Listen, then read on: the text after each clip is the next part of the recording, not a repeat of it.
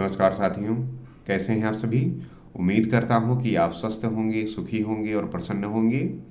श्री रामचरितमानस में आपका स्वागत है।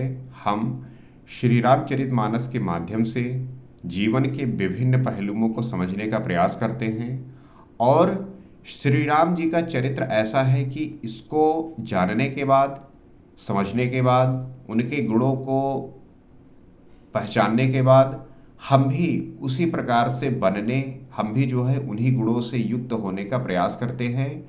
और इसमें जो आपकी भागीदारी है वो बहुत महत्वपूर्ण है। तो मैं आप सभी को जो है आमंत्रित करता हूँ, इनवाइट करता हूँ कि आइए हम साथ में मिलकर इस महिमा का गुणगान करते हुए, उनके चरित्र का गुणगान करते हुए अपने भी भीतर वो गुण लेके आएँ, ताकि हम जीवन में सही तरीके से जीते हुए सारी उपलब्धियों को प्राप्त कर सकें और अपने जीवन को आनंदित और सुखमय बना सकें। तो जैसा कि हमने पिछले एपिसोड में ये देखा कि नारद मुनि जो है वो पर्वतराज पर्वतराज हिमाचल के यहाँ जाते हैं और वहाँ पे पार्वती जी से संबंधित सारी बातें बताते हैं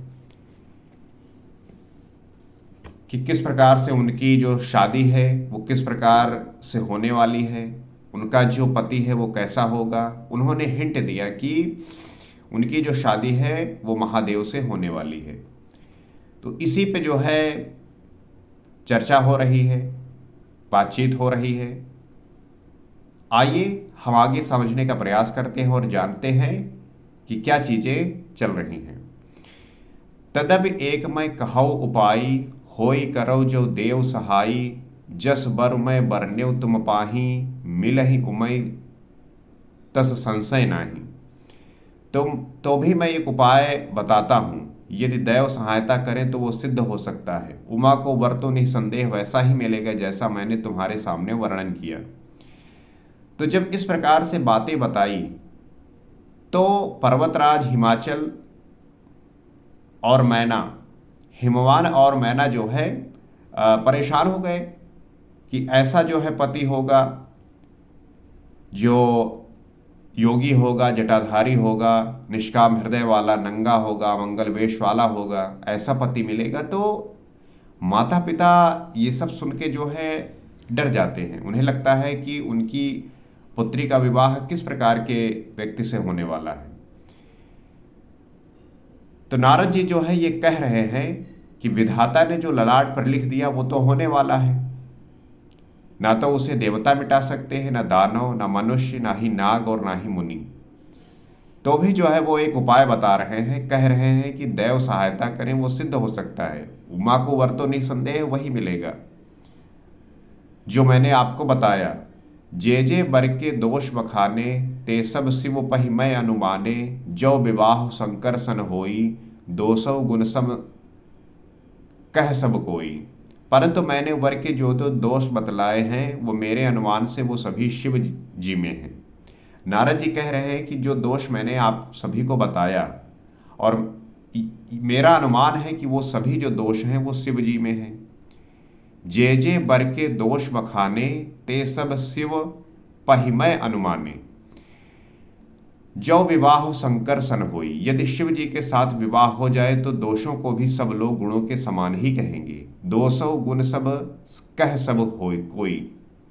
अगर शिव जी से विवाह हो जाएगा तो जो शिव जी के दोष हैं वो भी गुण में परिवर्तित हो जाएंगे।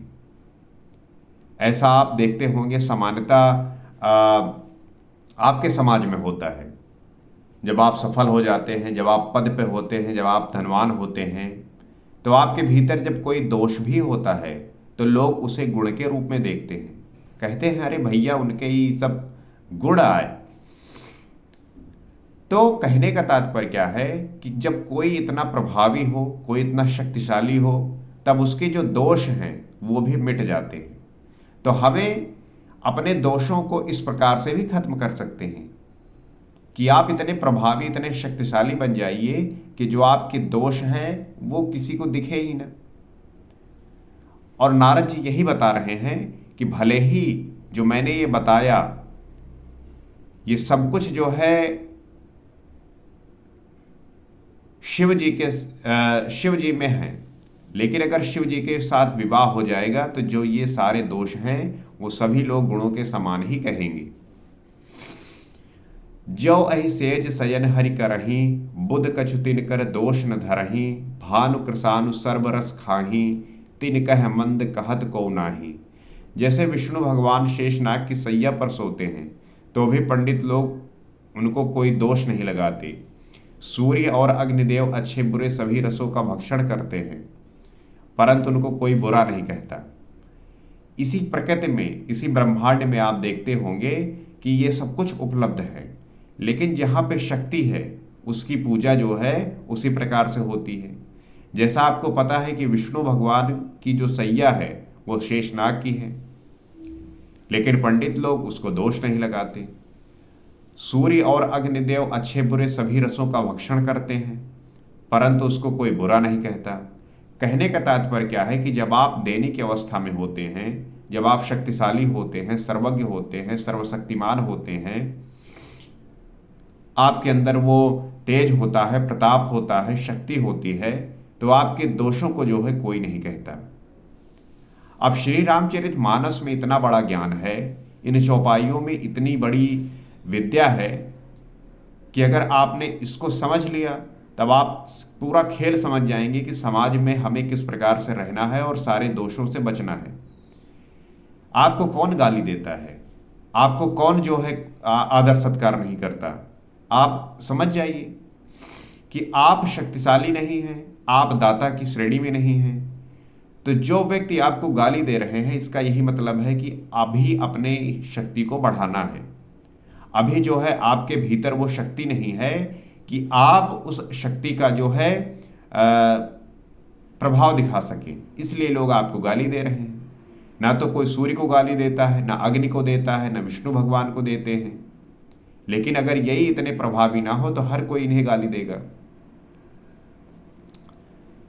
तो आप सीखिए, इन चौपाइयों के माध्यम से जानिए। इसीलिए मैं कहता हूं कि हर किसी व्यक्ति को श्री रामचरितमानस का पाठ करना ही चाहिए, क्योंकि इसमें वो सब कुछ उपलब्ध है जिसकी जानने की आवश्यकता आपको है। और जब आप इस ज्ञान को जान जाते हैं तो आप बेवजह और फालतू में परेशान नहीं होते। आपको जिस चीज की आवश्यकता है वो करने के लिए आप तत्पर हो जाते हैं। शुभ और अशुभ सलिल सब बहाई, सुरसर को अपुनीत न कहाई, समरथ कछु नहीं दोष गोसाई, रवि पावक सुरसर की नाई। गंगा जी में शुभ और अशुभ सभी जल बहता है, पर कोई उन्हें अपवित्र नहीं कहता। शुभ और अशुभ सलिल सब बहाई, गंगा जी में शुभ और अशुभ सभी जल बहता है। सुरसर को अपुनीत न कहाई, पर कोई उन्हें अपवित्र नहीं कहता। समरथ कहो नहीं दोष गोसाई, रवि पावक सुरसर की नाई। सूर्य, अग्नि और गंगा जी की भांति समर्थकों को दोष नहीं लगता।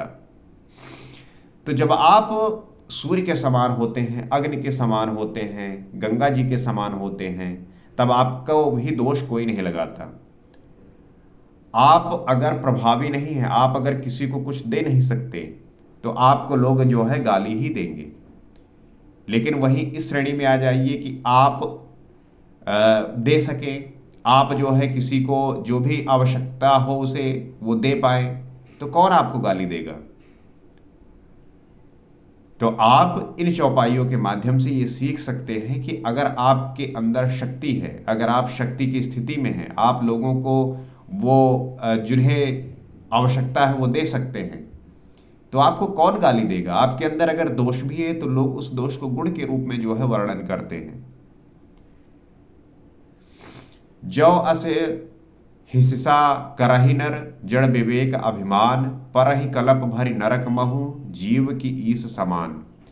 यदि मूर्ख मनुष्य ज्ञान के अभिमान से इस प्रकार होड़ करते हैं तो वो कल्प भर के लिए नरक में पड़ते हैं। भला कहीं जीव भी ईश्वर के समान हो सकता है।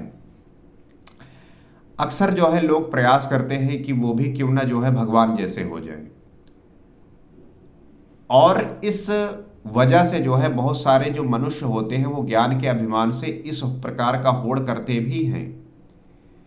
तो जो ऐसे लोग हैं वो कल्प भर के लिए नरक में पड़ते हैं। भला कहीं जीव भी ईश्वर के समान सर्वथा स्वतंत्र हो सकता है? क्योंकि जो ये माया है वो इसमें इस प्रकार से लिपटा हुआ है कि वो वहां होना तो बहुत दुर्लभ है, मुश्किल है। बस अपने गुणों को जो है वो इतना अच्छा कर सकता है कि समाज के लिए वो भगवान बन सकता है, गॉड बन सकता है। आज देखिए बहुत सारे ऐसे लोग हैं जो भगवान बने हैं समाज के लिए, लोग उनकी पूजा करते हैं, लेकिन भगवान नहीं बन सकते। भगवान बनने में आपकी जो स्वतंत्रता है वो अति आवश्यक है, अर्थात आपकी जो किसी भी निर्भरता है वो नहीं होनी चाहिए। किसी भी प्रकार का जो है आपके भीतर वो लिप्तता नहीं होनी चाहिए, आसक्ति नहीं होनी चाहिए, कामना नहीं होनी चाहिए, वासना नहीं होनी चाहिए, इच्छा नहीं होनी चाहिए। और आपको लगता है कि इस संसार में रहकर इससे मुक्त होना इतना आसान है, और जो मुक्त हो जाते हैं वो इसी दुनिया में रहते हुए भगवान कहलाते हैं, हुए भी हैं। महात्मा बुद्ध हुए, महावीर हुए, ये सब इसी समाज से तो निकले हैं। आज हम उनको भगवान के रूप में पूजा करते हैं। सुरसर जलकृत बारन जाना, कबहु न संत करहि तहि पाना। सुरसर मिले सो पावन जैसे, ईस अनीस ही अंतर तैसे। गंगा जल से भी बनाई हुई मदिरा को जानकर संत लोग कभी उसका पान नहीं करते, पर वही गंगा जी में मिल जाने पर जैसे पवित्र हो जाती है। ईश्वर और जीव में वैसा ही भेद है। अगर शराब गंगा के जल से भी बनाया जाए तो भी जो संत लोग हैं उसका पान नहीं करते, नहीं करेंगे, पर वही गंगा जी में अगर मिल जाए तो वो पवित्र हो जाती है। उसी प्रकार से ईश्वर और जीव में उसी प्रकार से भेद है। तो हमें इस बात को समझना होगा, सदैव ध्यान रखना होगा। क्या उदाहरण देते हैं कि सुरसर जलकृत बारुन जाना, कबहु न संत करहि तहि पाना। और सुरसर मिले सो पावन जैसे, ईस अनीस ही अंतर तैसे। शंभु सहज समर्थ भगवाना, एह विवाह सब विधि कल्याणा। दुराराध्य पय अहै महेशु, आशुतोष पुण्य किए कलेशु। शिवजी सहज ही समर्थ हैं क्योंकि वो भगवान हैं, इसलिए इस विवाह में सब प्रकार कल्याण है। परंतु महादेव जी की आराधना बड़ी कठिन है, फिर भी क्लेश तप करने से वे बहुत जल्द संतुष्ट हो जाते हैं। नारद जी समझा रहे हैं कि शिव जी सहज ही समर्थ हैं क्योंकि वो भगवान हैं, इसलिए इस विवाह में सब प्रकार का कल्याण वह तभी है जब महादेव जी की आराधना करें और उन्हें जो है प्राप्त करें। लेकिन महादेव जी की आराधना बड़ी कठिन है, फिर भी जो है तपस्या करके बहुत जल्द ही उन्हें संतुष्ट किया जा सकता है। नारद जी ये बात समझा रहे हैं हिमवान को और मैना को। और वहां पे सारी सखी बैठी हुई हैं और पार्वती जी भी। ज्यो तप करे कुमार तुम्हारी, भावो मेट सकह त्रिपुरारी। यद्यपि बर अनेक जग माही, एहि कहा शिव तज दूसर नाही। यदि तुम्हारी कन्या तप करे, ज्यो तप करे कुमार तुम्हारी, तो त्रिपुरारी महादेव जी होनहार को मिटा सकते हैं। यद्यपि संसार में वर अनेक हैं, पर इसके लिए शिव जी को छोड़कर दूसरा वर नहीं है। पार्वती जी के लिए वर बता रहे हैं, ऐसे तो संसार में बहुत सारे हैं, लेकिन महादेव जी जैसा जो है नहीं होगा। तो अगर अपनी कन्या को तप करने के लिए कहेंगे तो त्रिपुरारी महादेव जी होनहार को मिटा सकते हैं, और संसार में जो है वही उपलब्ध होंगे जिससे ये कन्या जो है वर करेगी। वरदायक प्रणतारति भंजन, कृपा सिंधु सेवक मनरंजन। इक्षित फल बिन शिव अवराधे, लई है न कोटि जोग जप साधे। शिव जी वर देने वाले हैं, शरणागतों के दुखों का नाश करने वाले हैं, कृपा के समुद्र और सेवकों के मन को प्रसन्न करने वाले हैं। तो शिव जी की आराधना किए बिना करोड़ों योग और जप करने पर भी वांछित फल नहीं मिलता। तो आपको शिव की आराधना तो करनी ही होगी, क्योंकि वरदायक प्रणतारति भंजन, शिवजी जो है वर देने वाले हैं, शरणागतों के दुखों का नाश करने वाले हैं, कृपा सिंधु सेवक मनरंजन, कृपा के समुद्र और सेवकों के मन को प्रसन्न करने वाले हैं। इक्षित फल बिनु शिव अवराधे, शिव जी की आराधना किए बिना करोड़ों योग और जप करने पर भी वांछित फल नहीं मिलता। लहाई न कोटि जोग जप साधे। आप कितना भी योग कर लीजिए, कितना भी जप कर लीजिए, आपको वांछित फल नहीं मिलेगा जब तक आप शिव जी की आराधना नहीं करते। तो हमें शिव जी की आराधना करते हुए उन्हें प्रसन्न करना होगा। अस कही नारद सुमरि हरि, गिरजहि दीन असीस, होई हैं यह कल्याण अब, संशय तजहु गिरीश। ऐसा कहकर भगवान का स्मरण करके नारद जी ने पार्वती जी को आशीर्वाद दिया और कहा कि हे पर्वतराज, तुम संदेह का त्याग कर दो, अब ये कल्याण ही होगा। तो इस प्रकार से भगवान का स्मरण करते हुए नारद जी पार्वती जी को आशीर्वाद दिया और पर्वतराज हिमवान को कहा कि तुम जो है संदेह को त्याग दो और अब कल्याण ही होगा, ये भरोसा रखो। तो हमें जो है ईश्वर के प्रति भरोसा करते हुए, उन पे ट्रस्ट करते हुए, उनको जो है ध्यान में रखते हुए अपने कार्य को, अपनी तपस्या को जारी रखना चाहिए। आपको परेशान नहीं होना चाहिए। अपने मन को उनके प्रति समर्पित कर देना चाहिए और अपने कार्य में पूरी श्रद्धा के साथ लगे रहना चाहिए। एक दिन जैसा आप चाहेंगे वैसा फल आपको प्राप्त होगा। तो आपको परेशान होने की आवश्यकता नहीं है, आपको डरने की आवश्यकता नहीं है। महादेव जी आप पर प्रसन्न होंगे और आप जो है उनसे कनेक्ट होकर आप अपना जो है कल्याण कर सकेंगे। तो आइए साथ में मिलकर हम श्री राम के चरित्र का, महादेव के चरित्र का, पार्वती जी के चरित्र का, सभी का गुणगान करते हुए इन सभी को जान सके, समझ सकें और हमारी जो समझ है, इनको सब जानने के बाद कैसे हम इस दुनिया में, इस समय में रहते हुए अपने आप को उस प्रकार से बना सकते हैं जहाँ पे हम जी सकें, जहाँ पे हम आनंदित हो सकें, जहाँ पे हम सुखी हो सकें। और इस श्री रामचरितमानस में आपको वो सब कुछ बताया गया है, सारी विधियां बताई गई हैं कि कैसे आप जो है आनंदित और सुखी रह सकते हैं। क्या रास्ता है, क्या उपाय है, क्या तरीका है, वो सब कुछ हम समझ पा रहे हैं। तो आप इस कथा में जुड़िए, हम साथ में मिलकर इसका वर्णन करते हैं, विस्तार करते हैं और आपकी जो सहभागिता है वो महत्वपूर्ण है। आज इतना ही, अगले एपिसोड में हम आगे बात करेंगे। सीताराम।